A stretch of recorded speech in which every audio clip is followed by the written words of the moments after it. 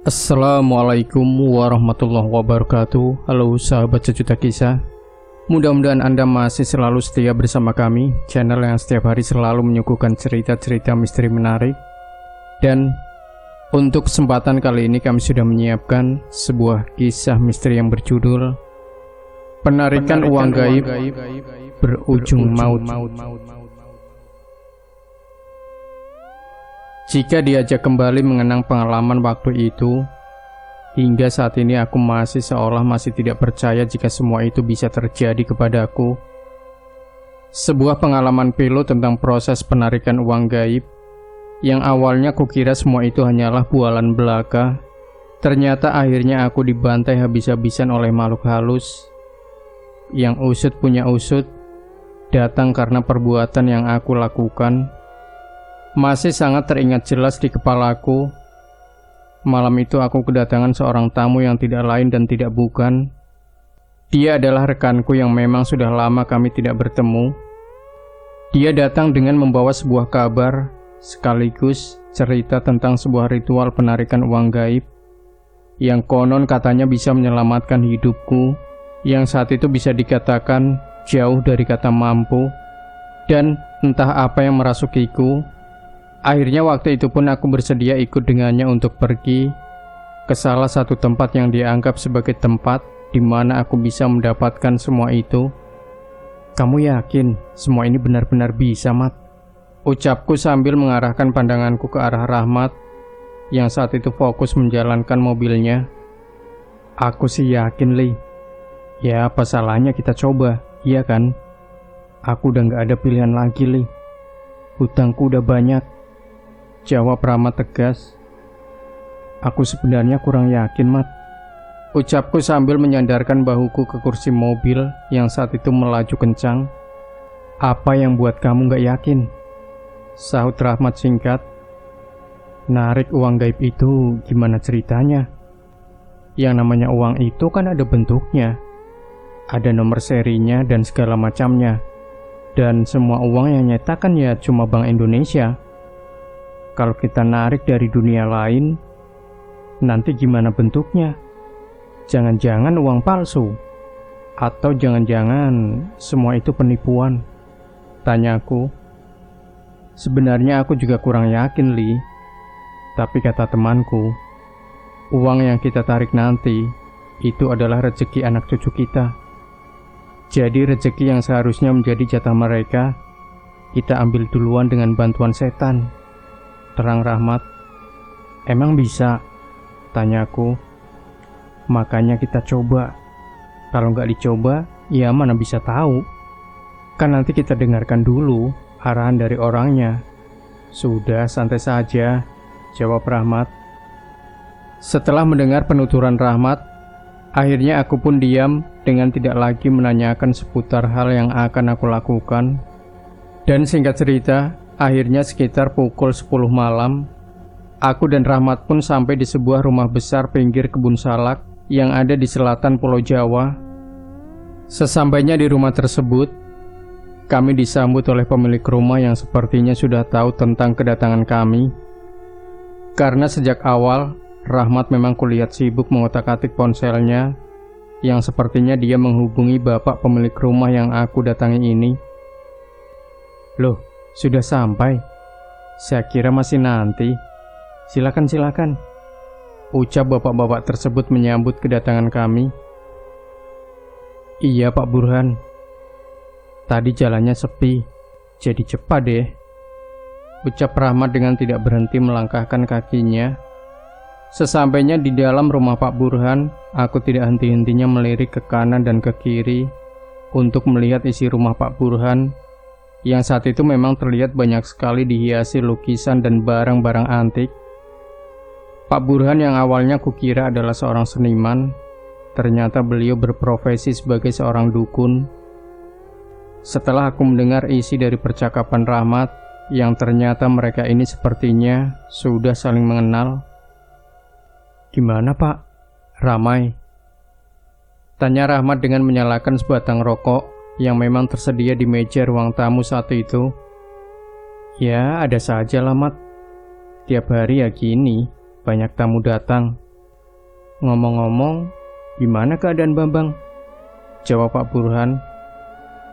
Malam itu setelah kami puas berbasa-basi, akhirnya Rahmat pun terlihat mulai membicarakan tentang maksud dan tujuan sebenarnya kenapa kami datang kemari. Hal itu tentu saja ditanggapi oleh Pak Burhan, yang akhirnya kami memang diarahkan untuk melakukan berbagai ritual yang menurutku sangat tidak masuk akal.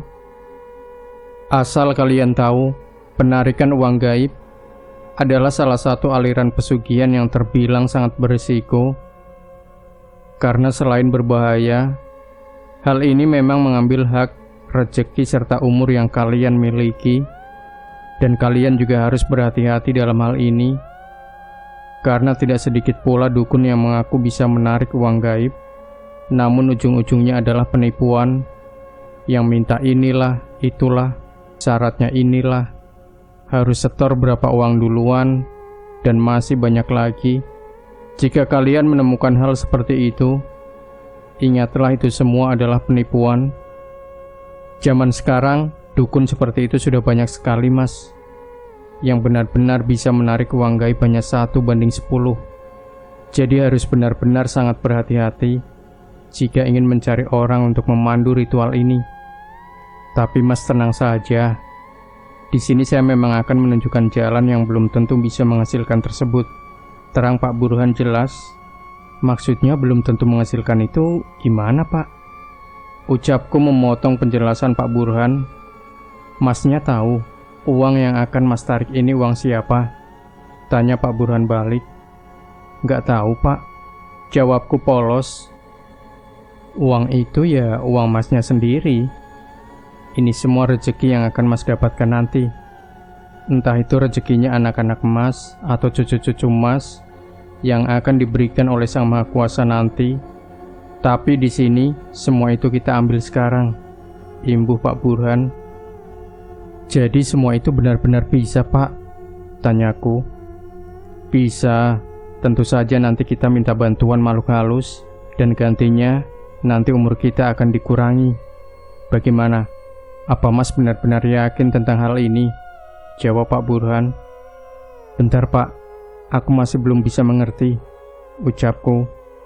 Ya, intinya kita jual umur gitu, Loli. Jika kita ditakdirkan berumur 60 tahun, nanti sebelum 60 tahun kita sudah meninggal, saut Rahmat dengan terlihat sangat santai. Hah? Gila kamu? Apa iya, Pak? Jawabku sambil pandanganku kembali kuarahkan ke arah Pak Burhan, yang saat itu tersenyum lembut. Iya, Mas. Untuk hasilnya setiap orang berbeda-beda, tergantung rezeki yang diberikan oleh Sang Maha Kuasa. Terang Pak Burhan. Oh gitu ya, Pak. Ucapku sambil memikirkan kembali semua penjelasan Pak Burhan yang memang sempat menciutkan nyaliku. Masa bodoh, pada akhirnya semua juga bakal mati. Ucap Rahmat tiba-tiba dengan kembali meminum kopi yang ada di depannya. Dan singkat cerita, setelah melakukan obrolan yang sangat panjang, akhirnya aku dan Rahmat pun menyanggupinya dan benar-benar akan melakukan semua arahan yang dikatakan oleh Pak Burhan. Menurut Pak Burhan, ritual tersebut memakan waktu 1 hingga 2 bulan lamanya sebelum akhirnya kami dapat menarik uang gaib tersebut. Step by step harus kami lakukan bertahap hingga nantinya Pak Burhanlah yang memutuskan jika semua ritual kami telah selesai. Dan setelah menyepakati semua itu, akhirnya aku dan Rahmat pun kembali pulang ke rumah dengan membawa serangkaian bahan ritual yang akan kami gunakan ketika di rumah nanti. Dan setelah malam itu, aku dan Rahmat pun melakukan prosesi ritual kami di rumah masing-masing. Dan setiap 3 hari sekali, kami harus kembali pergi ke rumah Pak Burhan untuk melakukan ritual di rumahnya, dan selanjutnya mendengarkan tentang apa yang harus kami lakukan berikutnya. Keadaan seperti itu pun berlangsung hingga beberapa minggu lamanya. Kini, rumahku penuh dengan sesajen yang akhirnya membuat keadaan di rumahku semakin lama kurasakan menjadi semakin aneh saja. Di dalam rumahku, sekarang sering sekali terasa panas entah dari mana asalnya. Lampu ruangan yang terus-terusan mati meskipun sudah kuganti, hingga aroma-aroma aneh yang hampir setiap malam tercium, membuat aku saat itu memutuskan untuk berhenti dari semua ritualku, karena aku mulai sadar jika yang aku lakukan adalah tindakan yang sangat membahayakan. Hal itu tentu saja dibantah oleh Rahmat, yang akhirnya sempat membuat aku dan dirinya berdebat hebat. "Aku mau berhenti deh, Mat. Aku gak mau lanjutin ritualnya. Aku takut," ucapku. "Ya elah, Li. Tanggung tahu. Kita belum dapat hasil, kamu udah nyerah. Gimana sih? Gak lama lagi ritualnya selesai kok," sahut Rahmat. "Udah deh, aku berhenti saja. Aku kemarin mimpi ketemu almarhum orang tuaku, dan beliau bilang kalau semua ini berbahaya," tuturku pelan. "Ya udahlah, kalau kamu mau berhenti, terserah. Aku mau lanjut sendiri aja. Terserah kamu dah, Li," ucap Rahmat yang saat itu seketika masuk ke dalam mobilnya dan pergi meninggalkanku. Dan setelah sedikit perdebatanku dengan Rahmat saat itu, akhirnya aku dan Rahmat pun kini sudah tidak lagi bertemu. Sesajen-sesajen di dalam rumahku yang sebelumnya tertata rapi, saat itu juga sudah tidak ada lagi. Kini semuanya sudah benar-benar kutinggalkan, karena aku sadar jika semua yang aku lakukan tersebut adalah hal yang tidak benar. Namun anehnya, setelah semuanya kutinggalkan, bukannya damai, waktu itu aku malah diteror habis-habisan oleh makhluk halus yang sepertinya tidak terima dengan keputusanku. Masih sangat teringat jelas di kepalaku. Malam itu adalah malam ke-7. Aku tidak lagi menaruh sesajen di tempat biasanya. Meja yang sebelumnya kugunakan sebagai tempat sesajen, waktu itu pun juga sudah kembali kuisi dengan pernak-pernik dan hiasan rumahku yang memang sebelumnya sudah ada di situ. Tapi anehnya, di malam itu aku mendengar dengan sangat jelas jika semua yang ada di atas meja tersebut seolah diacak-acak tidak karuan. Hal itu tentu saja dapat kudengar dari arah kamarku, karena kebetulan meja tersebut memang berada di ruangan tengah rumahku yang berhadapan langsung dengan kamar tidurku. Mendengar hal itu, tentu saja aku seketika bangun dari tidurku dan langsung berlari ke arah mejaku yang saat itu memang terdengar sangat berisik. Namun sayangnya, sesampainya aku di ruangan tengah rumahku, jantungku yang sebelumnya berdetak tenang, saat itu seketika berdetak kencang tidak karuan. Bagaimana tidak, malam itu aku benar-benar melihat semua barang-barangku berantakan tidak karuan. Bahkan tidak hanya di meja tersebut, hampir di setiap sudut ruangan rumahku pun, semua barang-barangku malam itu sudah berceceran tidak karuan. Melihat hal itu, tentu saja aku seketika kembali ke kamarku dan mencoba tidak menghiraukannya dan berpikir jika esok hari saja aku akan membersihkan semuanya. Namun sayangnya, semuanya tidak berhenti di situ saja. Di tengah-tengah aku mencoba untuk tidur. Malam itu aku kembali mendengar suara benda-benda seolah seperti sedang dijatuhkan. Bahkan aku juga mendengar suara barang yang terdengar seperti dibanting dan pecah.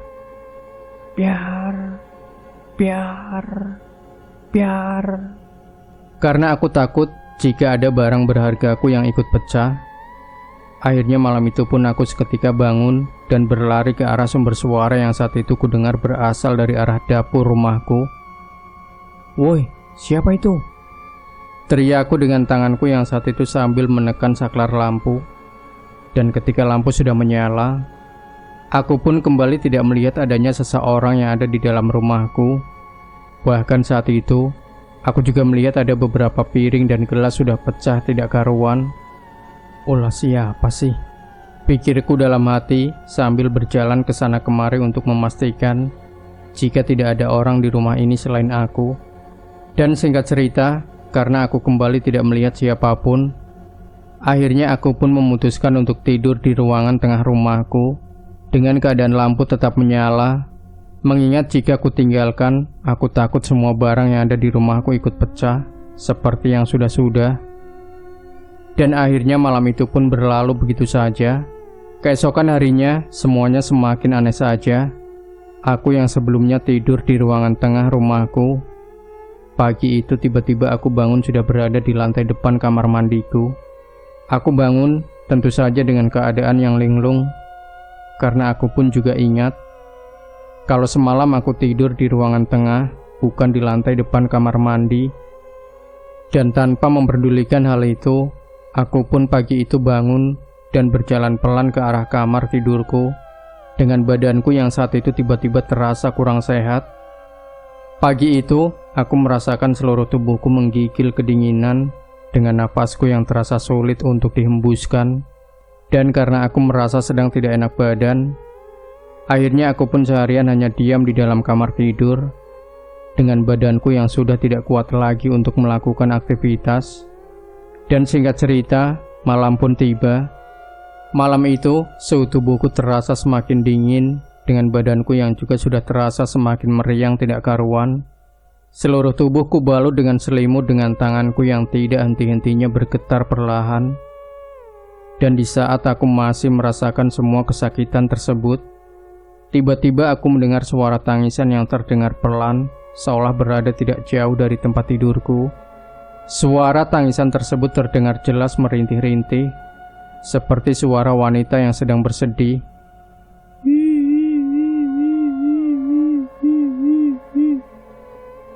Mendengar hal itu, aku pun seketika membuka selimutku dengan jantungku yang mulai berdetak kencang tidak karuan. Waduh, sialan. Ada suara orang nangis lagi. Ucapku dengan tetap tidak bangun dari tidurku. Dan tidak berhenti di situ saja, ketika aku masih terus mendengar suara tangisan tersebut. Malam itu aku juga mendengar suara lain yang sepertinya suara langkah kaki orang mondar-mandir, yang kuduga kuat juga berasal dari dalam rumahku. Plek, plek, plek, plek, plek, plek. Hal itu dapat kupastikan, selain dari suara keras langkah kaki tersebut, aku juga bisa melihat dari bawah pintu kamar tidurku yang tertutup. Ada bayangan yang terlihat warawiri layaknya seseorang sedang mencari sesuatu. Mengetahui hal itu, tentu saja aku tetap tidak bergerak dari tidurku dengan terus memperhatikan dari dalam selimutku yang malam itu sudah kubuka sedikit agar aku bisa mengintip. Dan dengan terus melihat bayangan yang terlihat sesekali melintas, ditambah suara tangisan yang tidak berhenti terdengar, malam itu aku tiba-tiba merasakan jika ada seseorang yang ikut tidur bersamaku. Hal itu dapat aku rasakan. Selain suara ranjang yang terasa bergerak, aku juga mendengar ada suara hembusan napas yang terdengar tepat di belakang tubuhku, yang malam itu posisiku memang sedang miring ke kanan. Merasakan hal itu, tentu saja aku sama sekali tidak berani menoleh ke belakang, dengan air mataku yang saat itu sudah menetes perlahan karena ketakutan. Aduh, siapa lagi nih? Rintihku dengan tanganku yang semakin kuat meremas selimutku. Dan setelah beberapa lama kemudian, akhirnya aku pun memberanikan diri untuk menoleh ke belakangku, karena aku mulai khawatir dengan keselamatanku. Namun akhirnya, setelah aku menoleh ke belakang, malam itu tiba-tiba aku melihat ada potongan pohon pisang yang seukuran dengan tubuhku. Potongan pohon pisang tersebut terlihat tergeletak benar-benar berada tepat di belakang tempatku tidur saat itu. Bahkan hingga cerita ini aku tulis pun, potongan pohon tersebut memang masih saja kusimpan di dalam rumahku, agar aku tidak lupa jika kejadian seperti itu pernah menimpa hidupku. Bagaimana bisa lupa? Setelah aku mengetahui jika ada sebuah potongan pohon pisang yang ada di ranjangku, aku pun bangun dari tidurku dan mulai berdoa sebisaku, karena aku mulai yakin jika makhluk halus yang menggangguku tersebut sepertinya tidak hanya ingin mengganggu, namun lebih ke arah ingin melukaiku. Mengetahui hal itu, aku pun seketika bangun dari tidurku dan langsung duduk di pojok dinding kamar tidurku dengan mulutku yang tidak berhenti berkomat-kamit membaca doa. Di tengah-tengah aku masih duduk ketakutan, tiba-tiba pandanganku teralihkan dengan adanya sosok laki-laki yang terlihat dari jendela kaca yang ada di dalam kamar tidurku. Sosok laki-laki tersebut berdiri tegak dengan menatap ke arahku, dan yang paling membuat aku terkejut adalah ketika sosok laki-laki tersebut kulihat dengan lebih teliti, ternyata wajahnya sangat mirip dengan wajahku. Bahkan bisa dikatakan, dia saat itu adalah aku, mengingat baju yang dipakainya pun sangat sama dengan baju yang kukenakan saat itu. Namun bedanya, saat itu dia terlihat lebih pucat dariku, dan dia juga terlihat sedang bersedih. Mengetahui hal itu, aku pun seketika bergegas keluar dari kamarku, karena aku sudah tidak kuat lagi menahan semua gangguan itu. Badanku yang masih sakit dengan tubuh yang sangat lemas, malam itu benar-benar kupaksa kugunakan untuk berjalan keluar agar aku segera mendapatkan bantuan. Namun sayangnya, setelah aku baru saja keluar dari kamar tidurku dan baru saja sampai di ruang tengah rumahku, aku kembali melihat dengan mata kepalaku sendiri. Ada sosok perempuan berambut gimbal yang terlihat duduk jongkok di salah satu sudut yang ada di ruangan tengah rumahku tersebut. Sosok gimbal itu terlihat menangis terseduh-seduh dengan tangannya yang tidak berhenti mencakar-cakar lantai rumahku. Dan di saat itulah aku sangat terkejut dan berpikir, jika dialah sumber suara tangisan yang sedari tadi aku dengarkan. Dan dengan kondisi terseok-seok, aku pun melanjutkan langkahku dengan tidak lagi bisa menahan semua ketakutanku. Seolah tubuh gemetar dengan nafas yang terasa semakin sulit untuk dihembuskan, seolah melengkapi penderitaanku yang saat itu sudah tidak bisa lagi digambarkan. Seolah melengkapi penderitaanku yang saat itu sudah tidak bisa lagi kugambarkan. Dan singkat cerita, setelah aku berhasil keluar dari rumahku, aku kembali melihat pemandangan yang sangat tidak masuk akal. Aku kembali melihat pemandangan yang sangat tidak masuk di akal. Malam itu, ketika aku keluar dari rumahku, aku melihat banyak sekali orang yang berlalu lalang dengan wajah yang sangat mengerikan. Semua orang-orang tersebut berkepala botak, dengan tubuhnya yang juga terlihat menghitam entah kenapa. Dan tidak berhenti di situ saja, orang-orang yang kulihat tersebut semuanya berjalan menunduk dengan tidak ada satupun yang terlihat menghiraukanku. Saat itu, aku seolah berada di tengah-tengah tempat yang tidak pernah aku lihat sebelumnya. Aku pun juga masih ingat, malam itu semua bangunannya juga terlihat sangat asing bagiku. Bahkan rumah tetanggaku yang biasanya kugunakan untuk menitipkan jemuran baju, saat itu juga sudah tidak lagi terlihat.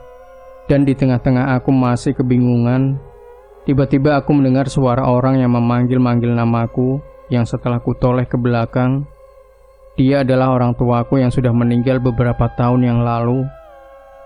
Beliau terlihat berdiri di depan pintu rumahku dan menyuruhku untuk kembali masuk ke dalam agar aku tidak lagi melanjutkan langkahku. "Kembalilah, Nak," teriak almarhum ibuku yang saat itu terlihat melambai-lambaikan tangannya ke arahku.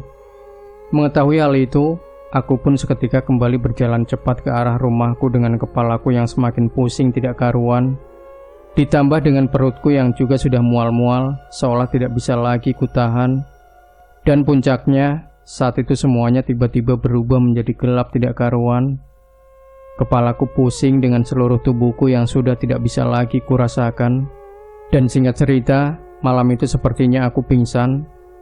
Keesokan harinya, ketika aku bangun, aku sudah dikerumuni oleh tetangga-tetanggaku dan beberapa orang yang ada di lingkungan sekitar rumahku. Menurut warga, aku ditemukan di sumber air yang berada 2 km dari rumahku.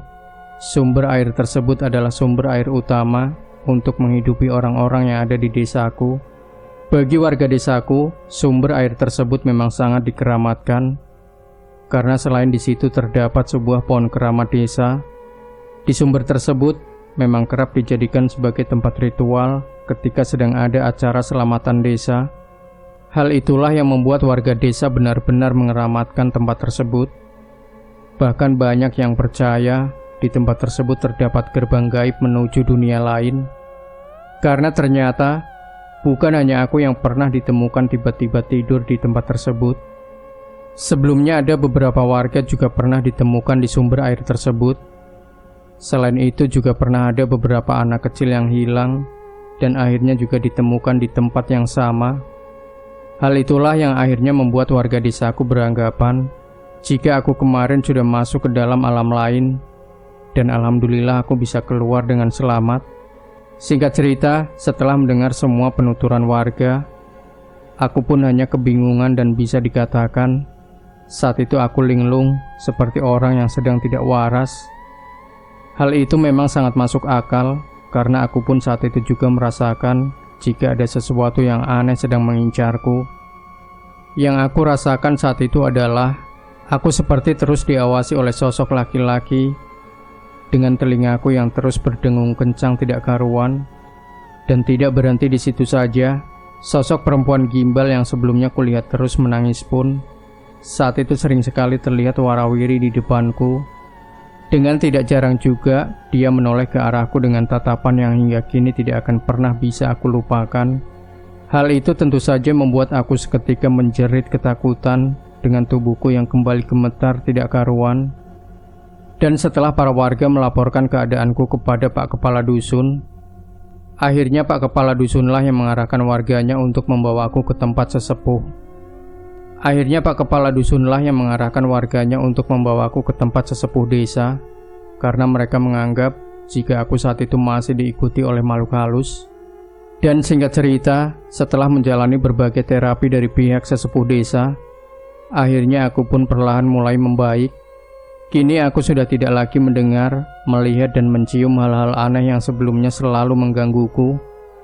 Semuanya sudah kembali normal. Semuanya sudah kembali normal. Dan sekarang aku tinggal bersama saudaraku, karena aku yang sudah tidak berani lagi tinggal seorang diri. Dan Rahmat, setelah beberapa lama aku tidak mendengar kabar tentangnya, tiba-tiba aku mendengar cerita jika dia sudah meninggal karena serangan jantung yang dideritanya. Dan anehnya, menurut tetangganya, sebelum dia meninggal, malam harinya tetangganya mendengar dan melihat adanya kereta kuda lengkap dengan rambutnya sedang berhenti di depan rumahnya. Hal itu tentu saja membuat tetangga Rahmat curiga. Kok ada kereta kuda malam-malam berhenti di depan rumah Rahmat dengan tidak ada satupun orang yang terlihat? Dan keesokan harinya, akhirnya Rahmat pun ditemukan meninggal dunia di dalam kamar tidurnya. Di dalam cerita ini, aku tidak bisa memastikan tentang bagaimana sebenarnya kematian Rahmat, apa yang membuatnya meninggal, dan apakah ritual penarikan uang gaibnya berhasil. Sampai cerita ini kutulis pun, aku tidak berhasil mengetahuinya.